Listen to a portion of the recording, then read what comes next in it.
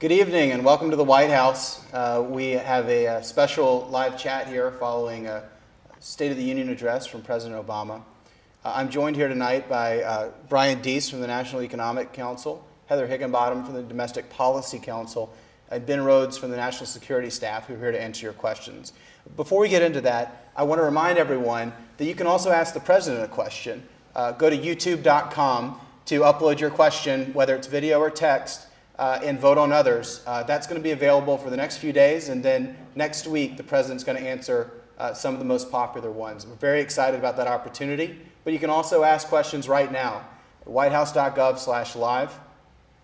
There's a link to the Facebook chat room, and we're also keeping an eye on the OFQ Twitter hashtag, so head over there and ask questions as well. I know that's a lot to process. One other thing before we get started is an exciting bit. We were actually watching the number of people tuning in. We had over 1 million people watch the live stream. It's a very exciting thing, and more and more people are tuning in, so we're just thrilled to do this. So let's get things kicked off with a comment that came in during the State of the Union.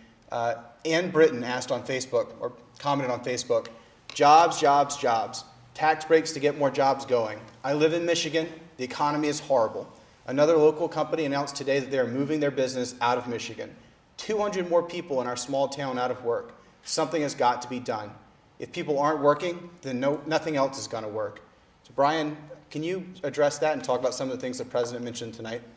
I can, and for Ann and I think a lot of viewers out there, jobs was first on their mind, and I think what you heard from the President tonight was that jobs is first on his mind as well. When we came into office, when this President took office, the economy was right on the edge of a cliff. We were losing about 700,000 jobs a month. We've taken a lot of steps and we've made some progress since then.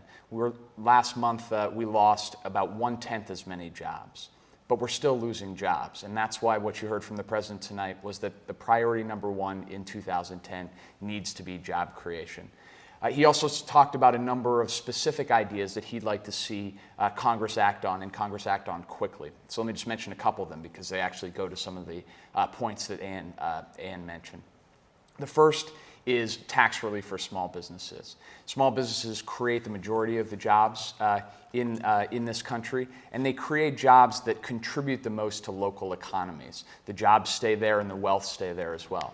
So what the President talked about tonight was, let's provide a tax credit for small businesses that hire new employees. A lot of them are starting to think about investing again, starting to think about maybe hiring. We want them to put those jobs on their payrolls now, and we want to give them a tax credit to do that.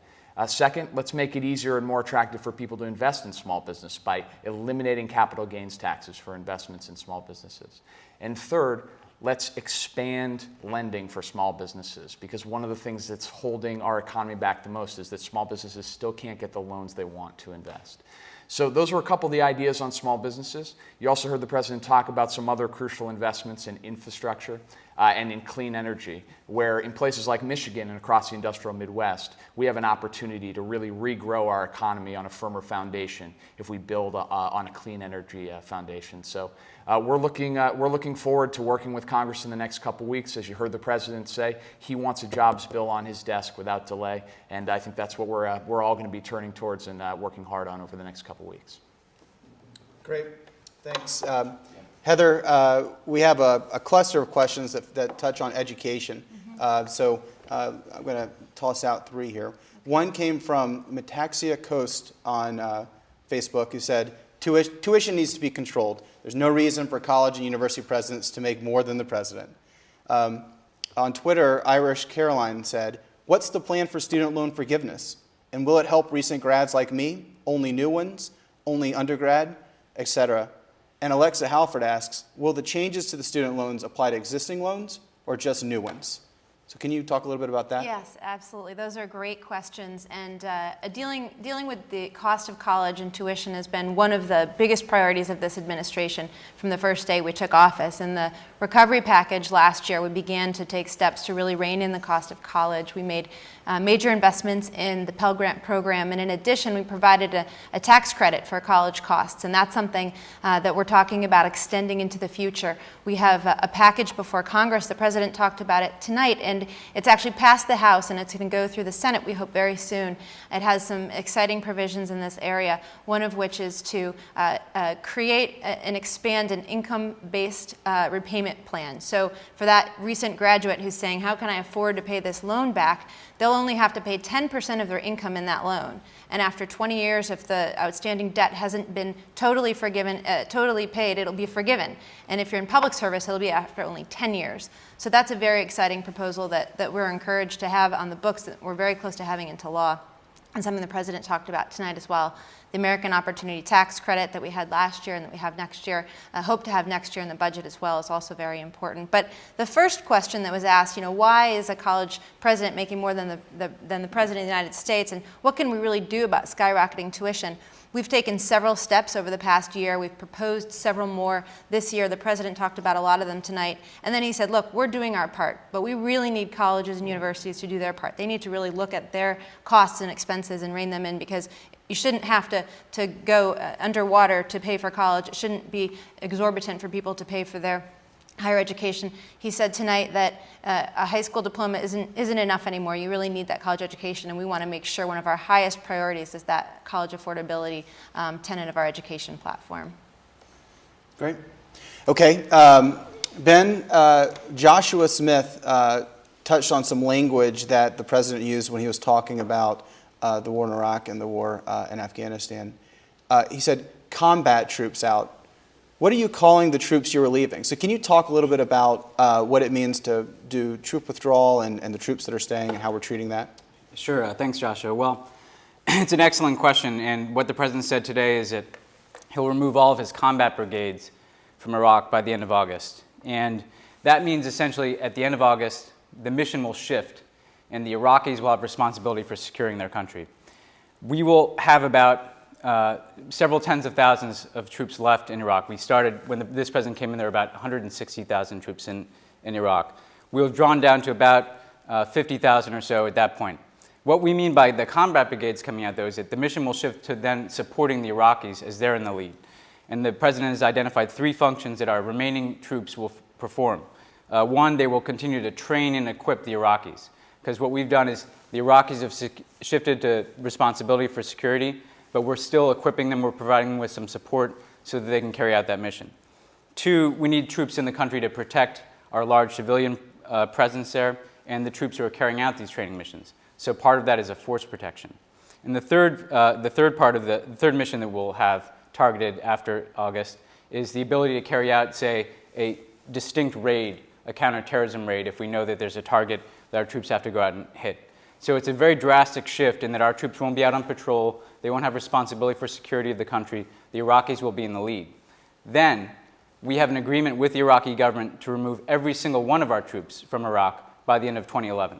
So we've been proceeding on a timeline that the President presented in the campaign and that he presented early in his administration to remove these combat brigades on a very methodical and gradual schedule up through August. Then the Iraqis go into the lead. We will perform these targeted functions with a much lower number of troops, and then all of our troops will be out of Iraq altogether by the end of 2011 based on the agreement that we have with the Iraqi government. So as the President said tonight, he committed to ending the war as a candidate. He's doing that as President. And I would add that we would only be in the position that we're now in Iraq, where we see violence at a far lower level. We see the Iraqis taking responsibility for their future. We're only where we are because of the extraordinary service of our troops. I mean, many who've done tour after tour of duty in Iraq, as this president likes to say, they've met the mark of any generation of American servicemen and women.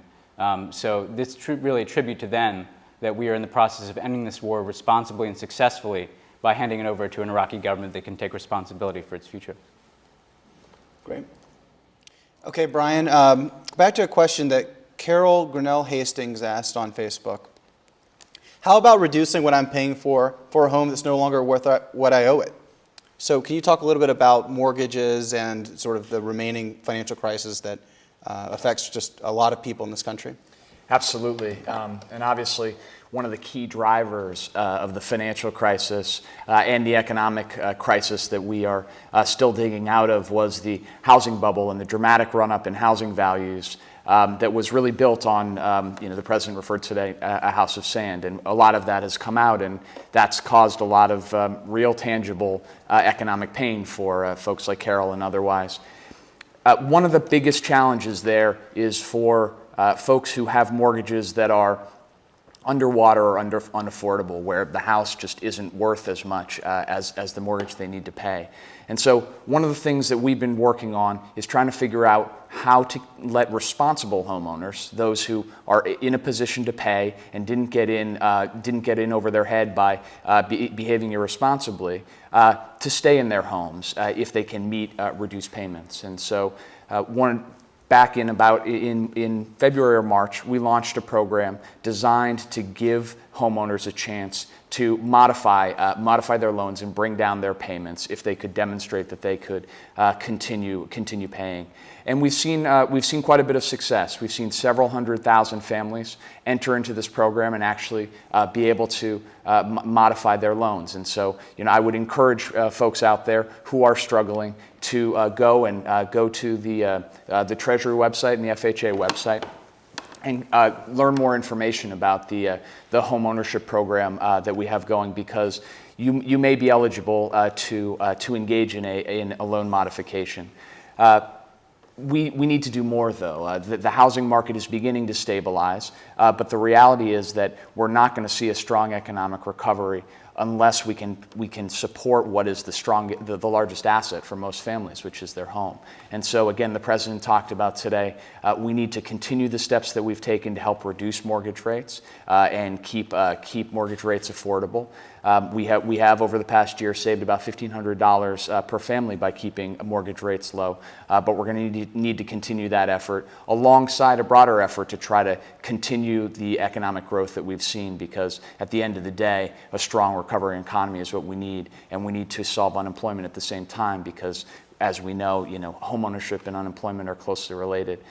So we got a lot more work to do, but I would encourage people to check out the homeownership assistance program that is in place and learn more about it.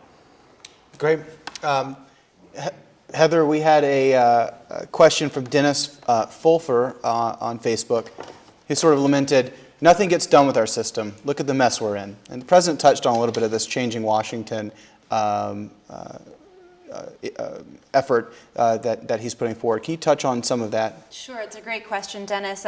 It's something that the president has been talking about certainly during the campaign, and when he came to Washington, he immediately took steps to really try to take some of the special influences out of the policymaking process, out of how the government is run. We immediately put in place rules to limit the influence of lobbyists in the executive branch.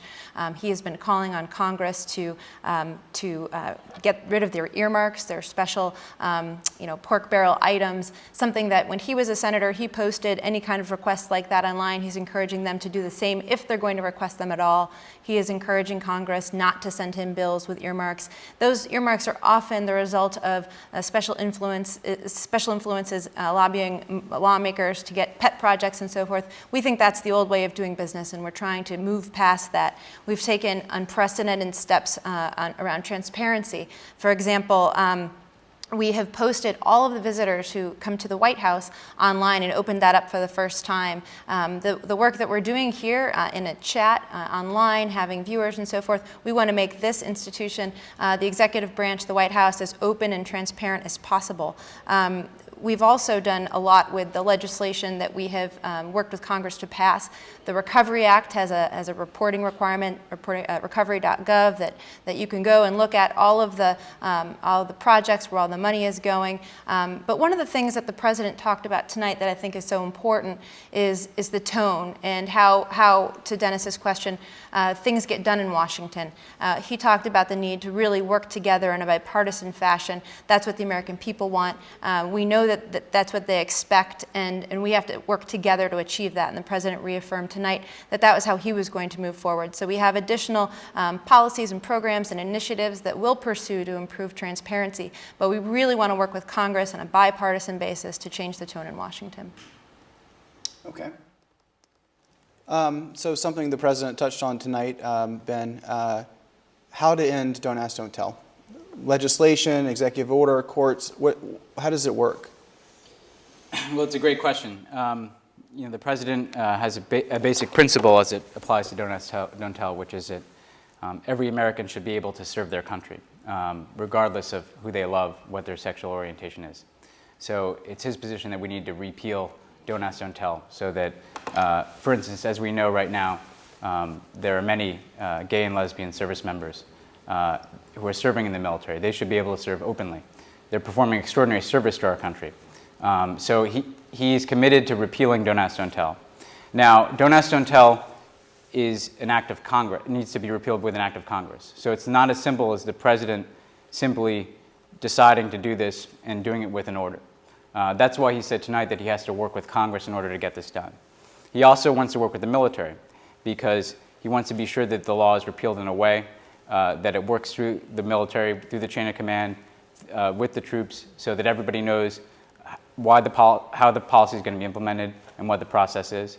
So what he's going to be doing over the course of the next year is working this issue with the military and in parallel with the Congress, so we can get a piece of legislation that repeals Don't Ask, Don't Tell and allows all Americans, regardless of sexual orientation, to serve the country that they love. I don't know if Heather has anything to... I would just add one or two things. One, I think it was really important for the president tonight to commit that he was going to work very hard this year with the military, as Ben said, in Congress on this process. He has worked over the last year that we've been in office on advancing rights for gay and lesbian Americans. We've passed the hate crimes law, which was before Congress for years and years, and we were very pleased that President Obama was able to sign that into law, and we've taken other steps and will continue to do so, and Don't Ask, Don't Tell is clearly a very important piece of that agenda, and one we hope to make great progress on this year. Okay, and I should point out that question came from John Sanchez NYC through Twitter. We're using a hashtag on Twitter called OFQ, which stands for Open for Questions. So the next one actually came through there as well from Love M2003, who asks a question probably for Brian. What is the plan for boosting exports? Tax incentives or direct lending, working through existing SBA banks? The president talked about making sure we stop exporting jobs, and wonder if you could explain a little bit about how we're going to change that around. Yeah, that's a great question, and I'm glad that you picked up on it, because it was one of the things that we were excited about in the speech tonight. The president made a commitment to set a goal of doubling exports over the next 5 years, which should create 2 million jobs in the United States. Exports is one of the real opportunities we have to grow the economy and create jobs, because it allows us to build things and make things here in the United States and take advantage of growing and expanding markets abroad. The question of how we do that is a multifaceted one. First, there are several opportunities that we have to support our businesses, provide them technical assistance, provide them loans to better exploit foreign markets. So through the Exim Bank lending facilities there, through our commercial diplomacy, frankly, being more successful advocates for our businesses and for the entrepreneurship that they represent abroad, and giving them access on foreign trade missions and otherwise. Another important step is to ensure that our trade laws are fairly enforced. Some of the reason why some of our companies don't have successful ability to access foreign markets is because other countries don't always play by the rules. So this president, when he came into office, made a commitment that he was for open trade. He wanted to expand global trading, but in order to do that, we needed to be more rigorous about enforcing our trade laws, and we've done that over the past year, and we plan to step that up in the coming years. And the third is seeking opportunities to create new trade agreements and open markets to give our companies more access. And so the president talked tonight about pursuing a global trade round, the Doha global trade round, and continuing to work with partners like Panama and Colombia and South Korea to seek fair trade agreements that would allow our businesses to access those markets. So there's a lot that we can do, but again, it's a very exciting area, and one where some of the most exciting parts of our economy have a chance to grow.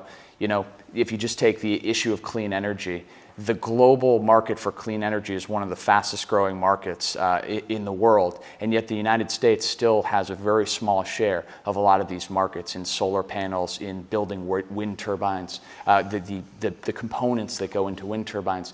If we can get better at that and we can give our companies greater access to these expanding global markets, it's a real great opportunity to create jobs here in the United States, good jobs that will last. So it's an exciting initiative, and you'll be hearing a lot more from the administration about it in the coming weeks. Great. Thanks. The next question concerns veterans. It came through Facebook from Ben Fortier, who says, we can't forget about taking care of our veterans. I'm a Marine combat vet, and we need to now turn our attention to caring for vets. And I know the President brought this up in his speech tonight, so I was wondering if you could touch on that and expand. Sure. Ben, you said a Marine combat vet. Thanks for your service, first of all, Ben. And the President really has had a core commitment to veterans since he was in the Senate, really. He did a lot of work on veterans issues as a senator, and he's continued that commitment as a president. And I couldn't agree more. As you heard him say tonight, our commitment to our troops doesn't end when they come home. It continues for the rest of their life. And we've taken several steps that I would highlight, I think, that underscore the President's commitment. And I'd also say, before I even get into those steps, that as a country, we really have to get this right, because we have an extraordinary number of men and women who have served in Iraq and Afghanistan, many tours of duty. So we will be dealing with, as we end these wars, and part of the way that we end these wars responsibly is getting right our commitment to take care of those who've stood up for our country. In terms of the steps the President has taken, even though we were in the midst of a recession and a tough budget environment, he made the largest investment in veterans funding that we've seen in 3 decades last year. And we're going to continue that budgetary commitment into the future. Part of that is geared towards having a 21st century VA that can really meet the needs of veterans. So what we've done is we've let more veterans back into the VA system. We've invested a huge amount of money in electronic medical records, because one of the complaints we'd heard from veterans was that they were having trouble passing their records, for instance, from the DoD system to the VA. We've also made huge investments in some of the signature wounds of the wars in Iraq and Afghanistan. Many vets have come home suffering from traumatic brain injury, which has come from large explosions, which have come from the IED, the improvised explosive devices we've seen used in Iraq and Afghanistan, as well as PTSD, post-traumatic stress disorder. So we've put new investments in that area so that veterans are getting the care they need for the wounds that they've sustained in these wars. We've also tried to expand care into some of the underserved areas, such as in rural America, so that veterans don't have to travel long distances in order to reach military hospitals or veterans hospitals. So all of these things are part of the commitment that he's trying to keep, to have, as he says, a 21st century VA that works for veterans. And we have an excellent VA secretary in General Eric Shinseki, who's carrying out that mission. The only other thing I'd add too, though, is that we also want to make sure that we're standing by our troops and their military families as well. And you heard the President reference tonight that Michelle Obama is really leading a national commitment to make sure that military families have what they need. And in terms of that commitment, we've had an increase in pay for our troops. We've also had an effort to extend things like daycare to make life easier for a spouse, for instance, who's caring for kids while troops are deployed away. So this has been a fundamental commitment of the President's. It's something that he feels very passionate about, and it's something that he's constantly making sure that we're doing everything that we can to serve our troops as well as they've served us. I don't know if Heather has anything to add there, but again, thanks again, Ben, for your service, and this is an issue that will continue to work in the years ahead. Okay. Thanks, Ben. Heather, Diane Darrow asks on Facebook, our schools are suffering from lack of funding. The stimulus money has basically replaced the money the state was contributing. How can technology grow in our schools without proper support? It's a great question, Diane, and we are very committed to ensuring that schools have the resources they need, not just to provide the status quo, not just to ensure that the teachers aren't being laid off and services aren't being cut, but that we can actually accelerate the reforms, that we can employ technology to ensure all of our kids are learning to higher standards, that they have better assessments, that they're really prepared for the workforce of the future. We started last year in the Recovery Act with, as you mentioned, Diana, a tremendous investment in education. What we were able to do with that money is not just say to states, here's some money to prevent layoffs. We know you're struggling right now because of the economic downturn, but here are a few things we think you should be doing and thinking about with this money to really accelerate some of those reforms. And technology is an important piece of that. One of the things that we focused on was data, so that we can better understand how students are learning in a particular school year, how they're doing academically, what subject areas they need help in, how their teachers are doing and performing. And technology plays a very central role in that. A lot of people have commented over the last couple of days that the president announced that outside of national security and including veterans, his budget will include a spending freeze. One area that requires a lot of very difficult decisions. It requires going line by line through the budget, and his administration has done that. But one area where he really said we need more investment is in education, and the education department budget will have a significant increase next year, so that we can not just ensure that states aren't cutting services in this tough economic time, but that we're really accelerating reform. Last year, with a small percentage of the stimulus monies, we created a competition called Race to the Top.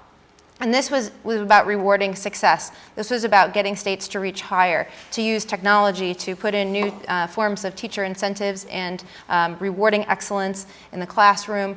What we have found is that we had 40 states in the District of Columbia apply for that money and say, we want to take this race to the top. We really want to transform our schools. 12 states actually changed their laws to be in a better position to compete for these funds.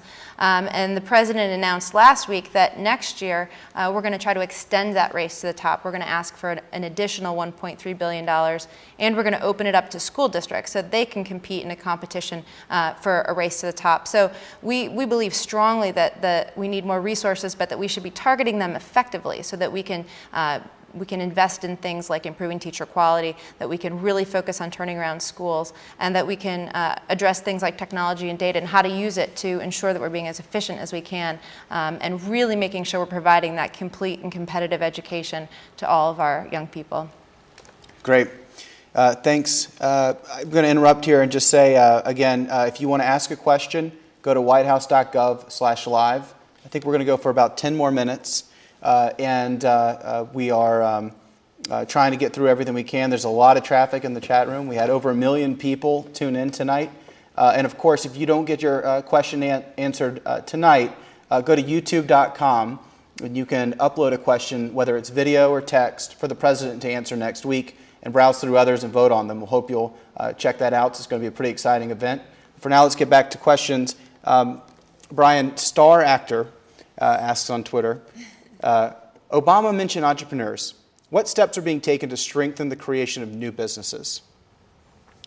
Well, I think what you heard from the president tonight was a recognition of two things. First is that the small businesses in this country drive job growth. A lot of those small businesses, that are going to create the jobs that are going to pull us out of this recovery, they don't exist today. They are new businesses that are going to get formed, people's ideas that get turned into action and activity. And it's one of the things that has always made the American economy unique, and frankly the envy of the world, is we have an entrepreneurial spirit and an entrepreneurial drive. One of the most damaging things about this economic crisis has been that when the banks contracted lending, we had to step in and take actions, often very unpopular and very difficult actions, to keep the economy from going down with it. But now that the banks have come back, they aren't sufficiently lending to small enterprises, people with new ideas, but without a base of capital, that frankly there's a little more risk. You got to take a chance. So those people and the people with the ideas, the small businesses, the people who are going to create jobs, they need more support. So one of the things the president talked about tonight was taking $30 billion of the money that has been paid back out of the Wall Street bailout and put it in a fund to help increase lending to small businesses. We know that small and community banks out there in the country do most of the lending to small businesses. So this fund is going to be targeted at helping those banks and encouraging those banks to provide more loans. That's going to be really important because, as anyone who has tried to start a new business or take on a new venture like this knows, getting capital, getting a loan, getting that first investment is often critical to being able to succeed. We also, a couple of the other things that I mentioned earlier, but I'll just reinforce, providing a tax cut for businesses to hire. One of the features of that tax cut will be that startups will have an opportunity to benefit as well. So, if people are on the sidelines and thinking about trying to get in the game, we want to give them loans if they can get them, and we want to give them an incentive through the tax code to take that chance too. So, we're hoping that those initiatives are things that Congress will act on, and again, we'll be working on those hard in the next couple of weeks. Okay. Heather, Leah Anakin asked, we must pass health care. The process has taken too long. It must end. We have to move on. Can you touch on what the president mentioned tonight about health care? Absolutely. I mean, what the president said tonight very unequivocally is that he's as committed to health care today and its passage as he was in September when he addressed the joint session of Congress. He talked about the importance of coming together to reduce costs. He talked about the fact that by the time he finished the speech tonight, more people were going to have lost their health insurance, and we shouldn't and couldn't walk away. He also talked about the fact that he didn't make healthcare an agenda item because he thought it was politically popular. It was because it was fundamentally important to the strength of our economy and to struggling middle-class families. This is about our American values. This is about strengthening the middle class. This is about tackling a major element of what's driving costs for middle-class families, and we must take action. We're really at a historic point. We haven't signed a bill into law, but we've had a bill pass two bodies of Congress. We're very close, and he really implored both Democrats and Republicans not to give up on this fight. He also encouraged people to put ideas on the table. He laid out some of the areas that we must make progress on. We're very committed to ensuring that there's not discrimination against people on the basis of pre-existing conditions, that we're tackling healthcare costs, that we're providing high-quality health insurance, and he's absolutely committed to that. I think the strongest message he had today was, we can't walk away from this, and we need to come together to pass it. Okay. Ben, Clifton Brown asked this question to the White House panel. The failed terrorist attack on the 25th of December revealed that TSA, DHS, and other agencies have much work to do. Does the president plan to increase these agencies' budgets to expand these agencies? TSA, DHS, and Other agencies. other agencies, got it. Well, Clifton, it's an excellent question. You heard the president speak a good bit about terrorism tonight, and as he said, since he came in, this has been a focus of his, both abroad, and he took us through some of the steps we're taking abroad to take the fight to Al-Qaeda, but at home as well. And this year we've disrupted several plots against the United States here, but we've also seen an unacceptable breach in our security on Christmas with the failed attack on the flight above Detroit.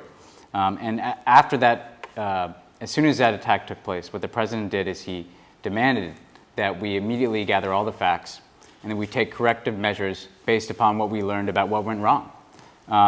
And in each of the areas that you cite, we are taking action. So for instance, we learned that our watch list system perhaps was not as robust as it could be, and that we needed to make sure that everybody that we had certain information on within our governmental system, within our intelligence agencies, that posed a certain level of risk needed to be on watch lists that prevented them from flying. And since the Christmas Day attack, we've seen those watch lists become more robust. Secondly, this suspected terrorist was able to bring onto a plane some explosive device that frankly would not have been detected by the measures that we had in place. So what we're doing is we're actually increasing the budgets in that area so that we're developing the kind of detection capabilities that can prevent people from bringing explosive devices onto planes that could endanger passengers. This is tricky because, again, we know that Al-Qaeda tries to evade our defenses. Before 9/11, for instance, it was bringing box cutters on a plane. In this instance, it was bringing a small amount of powder that could avoid detection. But we're committed to investing in the capabilities. And in this instance, he's working with DHS. We're also working with the national labs and the Department of Energy to make sure that we have a research capacity behind this so that we can invest in those capabilities. But also, and most importantly, we want to make sure that we are acting on the intelligence that we have swiftly and effectively. Because what's not acceptable to the president is when we know certain information about an individual, but that information is not acted upon aggressively, it's not connected with other pieces of information that we might have in the government that could prevent a plot. And it was the president's view that we did have sufficient information about this individual in different parts of the government, in different parts of the intelligence community, that if it had been acted upon aggressively, we might have been able to prevent him from getting on a plane. So in each of the areas that you lay out, our intelligence agencies, our watch list systems, our detection technologies as it relates to air security, we have taken steps to increase resources, but also to demand better performance. And as the president said, it's unacceptable for this kind of incident to take place, and he's going to hold people accountable going forward to make the kind of changes that could prevent it from happening again. We know that there's no such thing as perfect security. There are people out there who want to do us harm, and we don't live in a perfect world. But what we owe the American people is doing every single thing that we can and leaving no stone unturned and providing for their security. And that's what this president's done from the day he took office. And I'll just add, too, at the end, that the Homeland Security is a part of it, but so is the effort that we're launching in Afghanistan to make sure that we finish the job successfully there. So are the kind of partnerships we're building around the world that's allowed us to see more Al-Qaeda leaders captured and killed in last year than the year before. And so is the president's outreach around the world to build new alliances and new partnerships so that we have more friends, more allies around the world, and there's less space for extremists to operate. So this is a top priority of the president's, and it's one we'll be focusing on next year. Okay, we're going to take two more questions. The next one comes from, I can't even pronounce that, but let's just say it came from Twitter. We have two. So the first one says, the spending freeze has been criticized by economists, but doesn't it exclude emergency spending like TARP? The second one is from Christopher Bush on Facebook. Of all of what is happening currently, what is being done to reduce the federal budget deficit? Can you speak a little bit to those fiscal issues? Sure.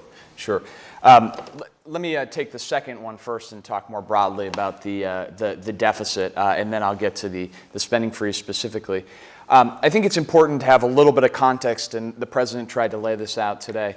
When the president took office, the U.S. federal deficit was $1.3 trillion. It's a big number. Sometimes it's hard to get your head around, but $1.3 trillion, it was the largest deficit in our nation's history.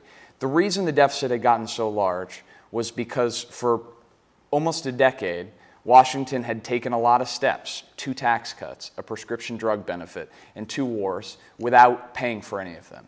And so when he walked into office, the president faced a massive deficit and a massive economic crisis. Now, what the president said tonight was, under a normal circumstance, he would have loved to have had his initial focus be on bringing down that deficit. But economists on both the right and the left agreed that that would have just plunged us into a Great Depression. So he took action. We increased the deficit. And that has helped. That has pulled us back from the brink, and the economy is now growing again. But in order to get at that real stubborn and large underlying deficit, we're going to have to take a number of very difficult steps. First and foremost is health reform. The single largest driver of our long-term deficits in this country is the unsustainably high rate of growth of healthcare costs. It's one of the main reasons why the president decided to focus on this issue. It's not just a human issue, although everything about healthcare that motivates this president to act on it in human terms is real. It's an economic issue. The rate of growth of healthcare costs is killing our companies, and we need to do something about it, which is why I think you heard the president be so adamant about healthcare. But it's going to take some other steps as well. And one of the key ones is this spending freeze. And there has been a bit of confusion about the spending freeze. So I think the best way to think about it is in terms of a family budget. it does not mean that we are going to freeze every program in the government. Just like if you decided that you needed to cut back as a family, it doesn't mean that you would cut across the board and you would cut your kids' childcare spending just as much as you would cut your vacation budget. You might actually pay more for childcare because it's such a priority for your kids, but you decide you wouldn't take the extra vacation. Or maybe you'd cut back and only have one car rather than 2 cars. That's exactly what's going to go on with the spending freeze here. It's going to provide real discipline and force tough choices, but in some places, like where Heather talked about, like education, we're going to continue to make historic investments. Other places where spending's not working, where spending was in the federal budget because of a special interest loophole or because somebody did a political favor for somebody else, we're going to pull those back. And so by placing that disciplining mechanism on the budget process, we are going to bring down the deficit. But we're going to have to take difficult additional steps as well because of the magnitude of the deficit. The president tonight called for a bipartisan fiscal commission, members of both parties to come together, to step out of the normal political process and get together and really put their money where their mouth is. We've heard a lot of politicians talk about getting tough on fiscal discipline. This is going to be a forum to really put ideas on the table. And so I think you're going to see some progress there as well. Okay. So this is our last question, and I'll ask it of all of you. We'll start with Heather. It comes from Stephen Walker on Facebook, who simply says, I am 17. How does all of this affect me? That's a great question, Stephen. And first of all, I'm glad that you're watching the State of the Union and participating in the chat and asking these questions, because it's really important for young people to be engaged in the political process, to be aware of current events, to be participating, because you can influence this country, you can influence this policy, you can influence your government, and it's really important.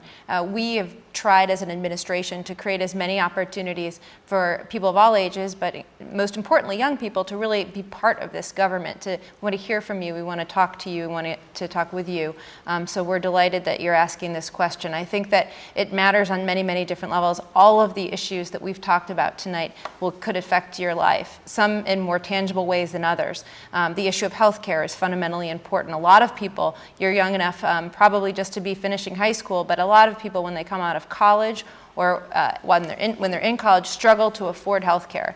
And they think, well, I'm young and I'm healthy and I don't need it, but it's actually a very risky thing to do. So ensuring that health care is affordable and accessible is incredibly important. The wars that Ben has been talking about, winding down in Iraq, finishing the job in Afghanistan, those are incredibly important to our national security. They're important if you're interested in joining the military. The issues that Brian has been talking about related to jobs is incredibly important. When you do complete college and look around for what you want to do in government and business, you want to know that there are opportunities there. You want to maybe start your own small business.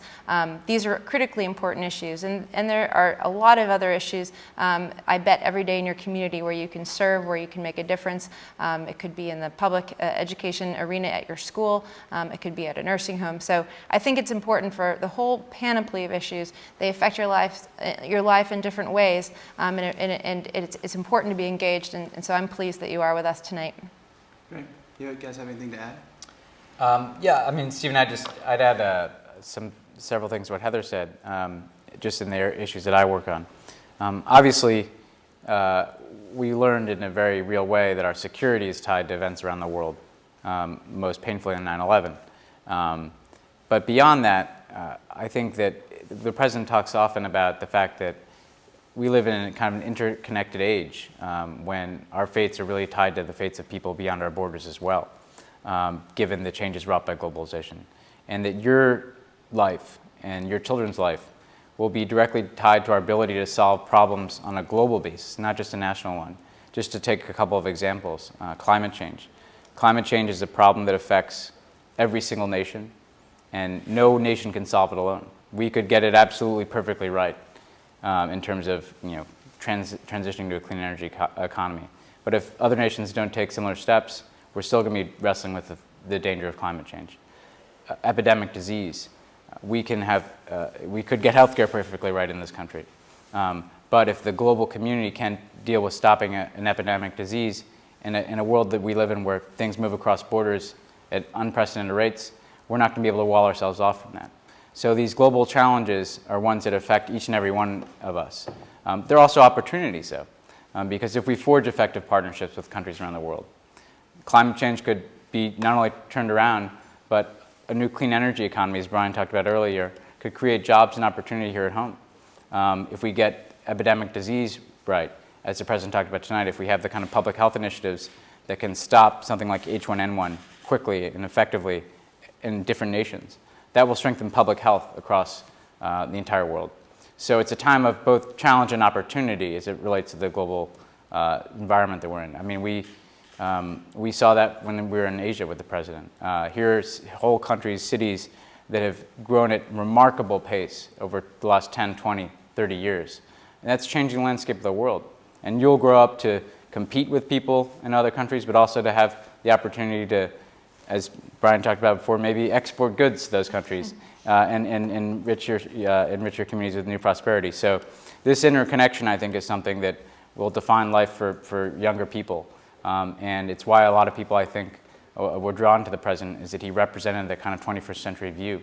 And why we had a lot of young people in our campaign who provided a lot of energy and enthusiasm, but also ideas, because they understand things. I mean, just to take what we're doing today, I think we've all been struck, for instance, by how people around the world who are young have used technology in ways that have surprised even governments. Many of us followed, for instance, the protests in Iran because we saw young people standing up for their rights and doing so not just by braving brutality in the streets, but by using Twitter and by using the internet. And that connects someone like you to someone in Iran who's standing up for their own rights in very difficult circumstances. So we have a lot to learn from young people around the world, I think. And that's something that I think will be an opportunity of yours going forward, and something that I think gives us a sense of purpose here every day at work. Anything to add? The only thing I would add is to pick on what Ben said. You know, I think the fact of this President and the fact that he was standing in the well of the House of Representatives giving a State of the Union address tonight, it is a symbol of the change that young people can bring, and we have seen time and time again throughout history. It is young people where the energy and the enthusiasm and the ability and willingness to stand up and say, I'm not going to accept the status quo. I'm not going to just accept that things have to be the way that they are, and whether it's on climate change or whether it's on healthcare or whether it's on the basic security of middle-class families. It comes from the young of this country, and you know, I think we heard from the President tonight, and certainly I did, that change is hard, and it's really complicated and it's messy in a country of 300 million people, and it's easy to get cynical, particularly when all of this technology creates a sort of a dizzying feel, and I know we all feel that in our lives too. But I think that there are also occasions like State of the Unions and nights like tonight that remind you that big change really is possible. I know that's what motivates all of us to work for this President, and I hope it is what will motivate you into public service or any other avenue that you decide to do. But I think that tonight's a real symbol of what's possible. Great. Well, thanks for joining us, and thank all of you for joining us as well. Just a few things. Mona Sutphin, the Deputy Chief of Staff for Policy, just published a blog post summing up a lot of the things the President laid out in the speech tonight. So if you want to go through and check out some of the highlights, that's available at whitehouse.gov. And of course, we're not done answering your questions. Next week, the President will answer questions live, and you can submit them. You can submit videos or written questions. You can vote on others at youtube.com. And we look forward to seeing you then. And thanks again for joining us, and have a good night.